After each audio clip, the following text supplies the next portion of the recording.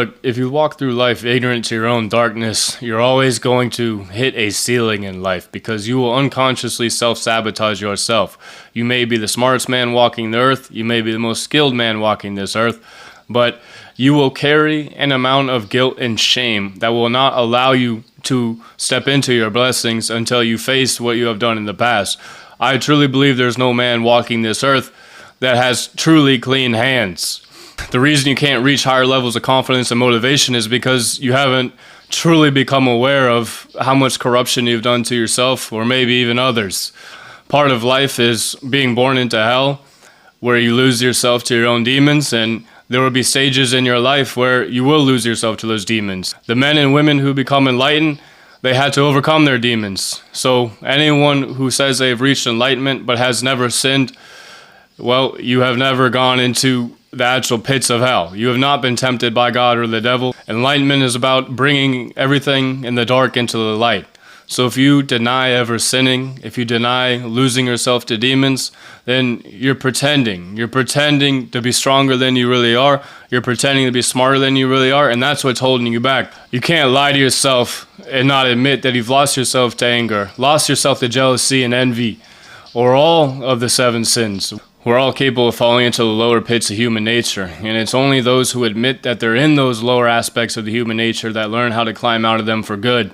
Others will distract themselves with, false wins, listening to false prophets. That's why money, women, any sort of success is fleeting. Anything in the external world, the feeling of the excitement you get from it always leaves you. And that's because part of you will always believe you don't deserve it until you truly acknowledge that you have to go back and repay your sins.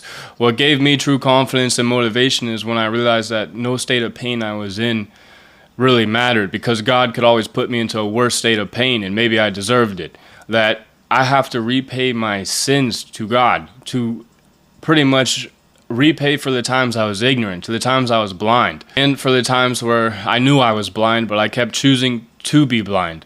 I think ignorance is something we all fall into, and vanity is a manifestation of ignorance, because you look at life and people are ignoring their own darkness or ignoring their own superficial ways. And you'll stop thinking about money and women and you really just turn to serving others, because when you realize that you have sinned, the only way to ever reach some sort of fulfillment or reclaim your soul is to put others before yourself. Jesus dying on the cross, sacrificing himself, is what that represents. That every man will derive true, whatever you want to call enlightenment or fulfillment or purpose, out of putting others before himself. I don't think men truly seek happiness, or they do. It's just the only thing that makes them happy is kind of boosting other people up, or knowing that they're being a stepping stone for the growth of human evolution or their families and their friends.